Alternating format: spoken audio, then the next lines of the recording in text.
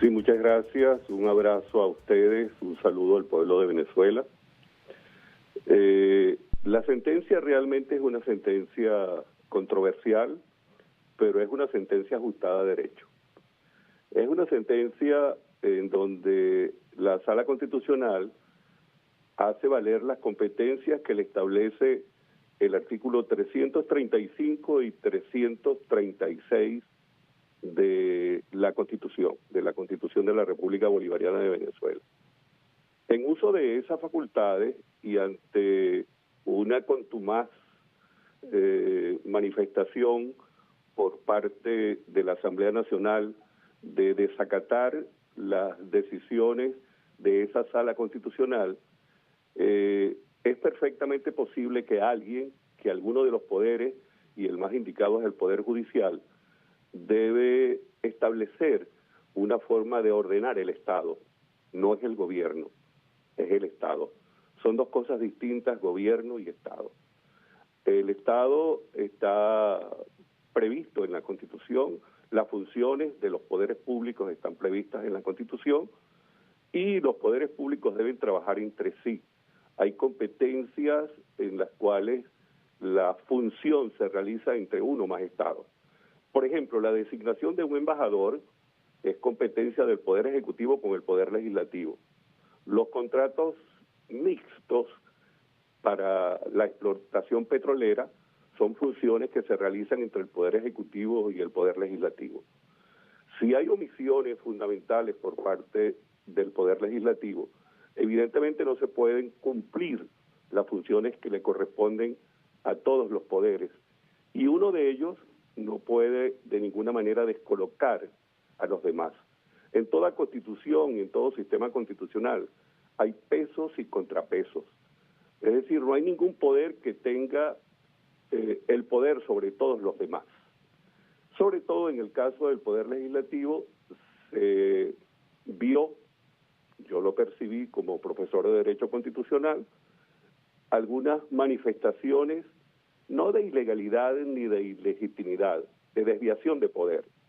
Desviación de poder es una figura constitucional mediante la cual hay una facultad que se ejerce y que aparentemente es legítima y aparentemente es legal, pero la intención es otra.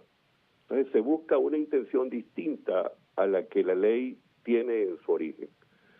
Por esa razón es perfectamente entendible que esas decisiones deban ser colocadas en su justo sitio, y el único poder que lo puede hacer es el Poder Judicial, y dentro del Poder Judicial la Sala Constitucional, que además es la sala que el artículo 335 de la Constitución ha previsto como la única intérprete de la Constitución.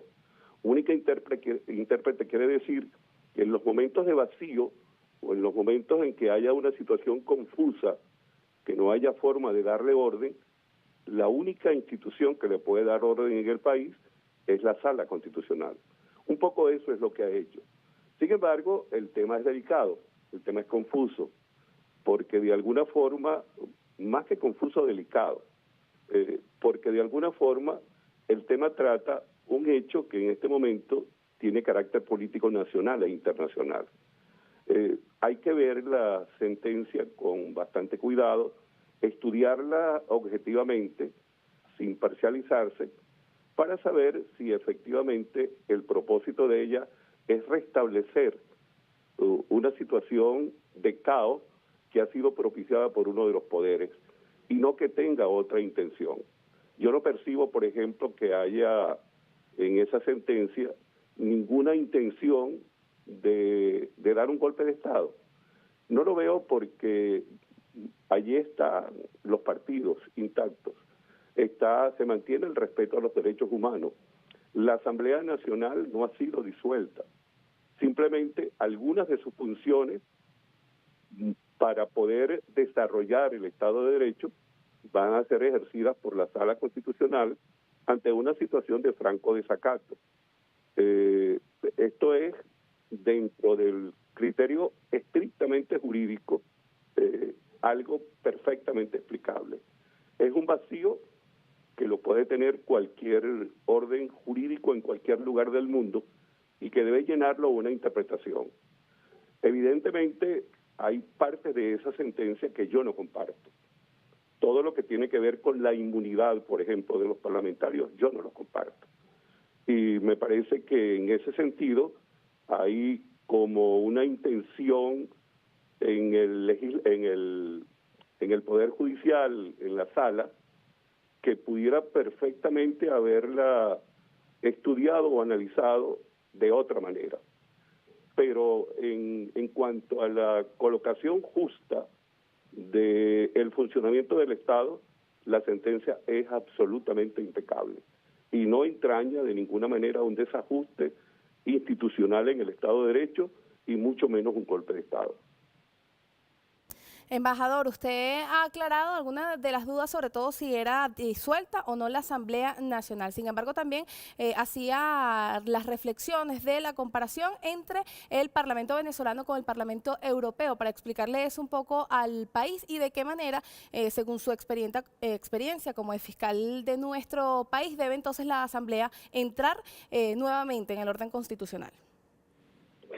Sí, mira, en Europa realmente la situación es escandalosa, pues, porque en Europa la mayoría de los parlamentos, creo que casi todos, con alguna excepción de Francia y otros que son mixtos, los parlamentos se rigen por un sistema parlamentario. Hay un régimen presidencialista o un sistema presidencialista y un sistema parlamentario. En Europa la mayoría de ellos son parlamentarios. Cuando el sistema es parlamentario, el Parlamento es un poder esencial, esencialísimo, es determinante, es fundamental. Es como un sol, como si estuviéramos diciendo no hay día si no hay sol. O sea, cuando no hay sol hay oscuridad. El Parlamento es la luz del sol y el Parlamento es la claridad frente a la oscuridad. En los países latinoamericanos, los sistemas, la mayoría de los sistemas, incluso el de los Estados Unidos, pero la mayoría de los sistemas, creo que todos los sistemas latinoamericanos son presidencialistas. En los sistemas presidencialistas, en principio, rige un elemento que señala que el jefe de gobierno es jefe de gobierno y jefe de Estado. En los sistemas parlamentarios, el jefe de gobierno y el jefe de Estado se diferencian. El jefe de Estado dura, por ejemplo, como en Italia, 6 años, pero el jefe de gobierno está sujeto a las decisiones del Parlamento y puede durar 2 meses, 3 meses, 5 meses, 4. En fin, aquí en Italia, por ejemplo, en los últimos 2 años han habido 3 o 4 jefes de gobierno. Los jefes de gobierno duran muy poco en los regímenes parlamentarios porque pueden ser removidos por el Parlamento. En el caso nuestro de América, me refiero, el Parlamento no tiene ese poder, no tiene esa facultad. Por eso aquí realmente ha habido un escándalo, pues, y se ha atentado contra el Parlamento, etcétera. Pero te decía que hay regímenes parlamentarios y regímenes presidencialistas. En el caso nuestro, incluso yo sostuve en una intervención y también lo sostuve en la Asamblea Nacional Constituyente, que nosotros más que un régimen presidencialista, teníamos un régimen judicialista. Es decir, en lugar de, y esto pudiera parecer una barbaridad, ¿no? Pero desde el punto de vista técnico, jurídico, puede perfectamente argumentarse y desarrollarse esta tesis. Es decir, académicamente, en un aula de clase, en una discusión jurídica, se puede perfectamente establecer esta tesis. ¿Por qué digo yo que es más judicialista que presidencialista? Porque en nuestro país, de acuerdo con nuestra Constitución, el órgano más importante del país no es el presidente ni es el Parlamento, es la Sala Constitucional. Porque la Sala Constitucional es la sala que controla las funciones de todos los poderes, del poder ciudadano, del poder electoral, del poder legislativo, del poder ejecutivo e incluso del propio poder judicial. La Sala Constitucional incluso puede perfectamente dejar sin efecto una decisión de la Sala Político-Administrativa o de la Sala Social o de la Sala Electoral. Y la decisión de la Sala Constitucional es vinculante dentro del propio sistema judicial nuestro. Es decir, que es un órgano supraestatal, por llamarlo de alguna manera.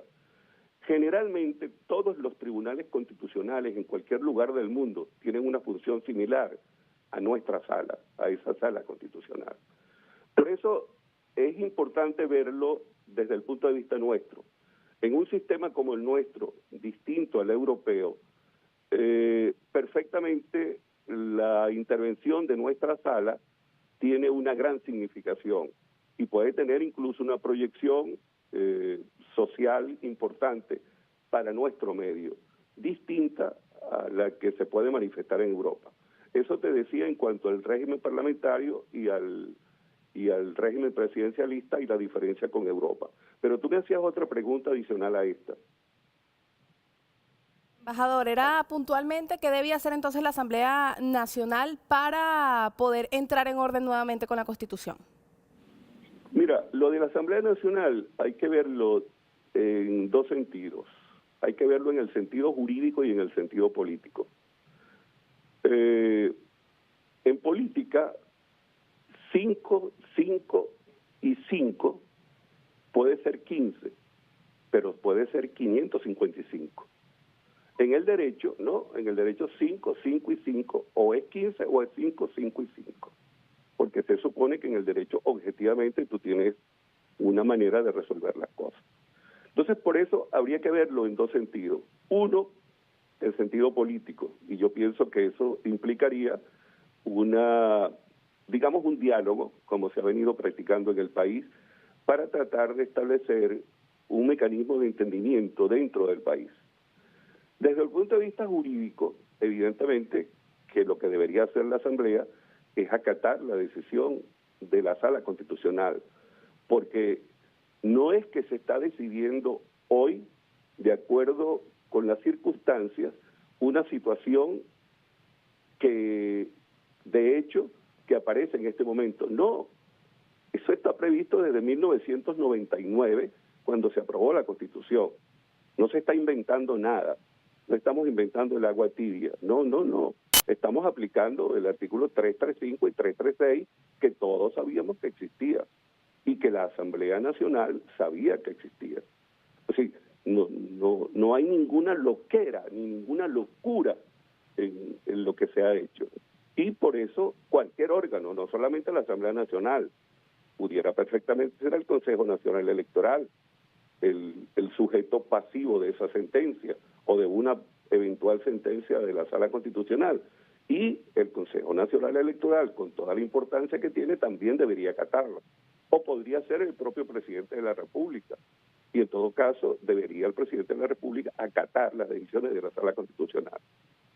Estamos planteando una figura para la gente que no maneja las cuestiones jurídicas, una figura como un árbitro. Imagínate tú que tienes un juego de béisbol y tienes un arbitraje, pues, y te cantan o te señalan una infracción en alguna de las bases, la primera, la segunda, la tercera base. Y entonces tienes un árbitro central y tienes los árbitros de cada uno de los lugares. El árbitro central es el que decide, el que toma la decisión. En este caso, aquí tenemos un árbitro que nos está diciendo quién tiene la razón, el Poder Ejecutivo o el Poder Legislativo. Entonces, en este caso, haciendo una metódica de estudio, porque tampoco es que se le ocurra por simpatía, por amistades o por razones políticas, sino que tú haces un estudio profundo jurídicamente, con métodos jurídicos, con métodos de interpretación, y arribas a una conclusión. Esa conclusión es la conclusión que nosotros estamos en este momento viendo, oyendo, discutiendo, debatiendo en el país. Hay que verla también sin alarma. Hay que verla como una decisión que es controversial. Es decir, no hay que decir fulano tiene la razón y fulano no la tiene en blanco y negro. No, es una sentencia controversial. Primero porque estas situaciones yo me imagino que no se han planteado nunca en el mundo, que por primera vez se plantea históricamente incluso en el derecho constitucional. Entonces habría que ver cómo son los hechos, cómo son los acontecimientos y qué solución jurídica le puedes dar. Es decir, no está ni siquiera planteado en una normativa cuál solución tiene, sino que tienes que interpretar los hechos y arribar a alguna conclusión. Por eso no hay que verla como algo, ni que es un desastre, ni que es una epopeya, ni que es un hito histórico en el país, en absoluto. Es una sentencia que resuelve un problema. Generalmente, cuando controviertes un problema ante un tribunal, una de las dos partes no queda satisfecha con la decisión. Pero bueno, hay unos elementos jurídicos que fundamentan y motivan la decisión. Y yo creo que eso en este momento es lo que debemos valorar y verlo con objetividad y verlo en blanco y negro. No hay que polarizarse con respecto a la sentencia.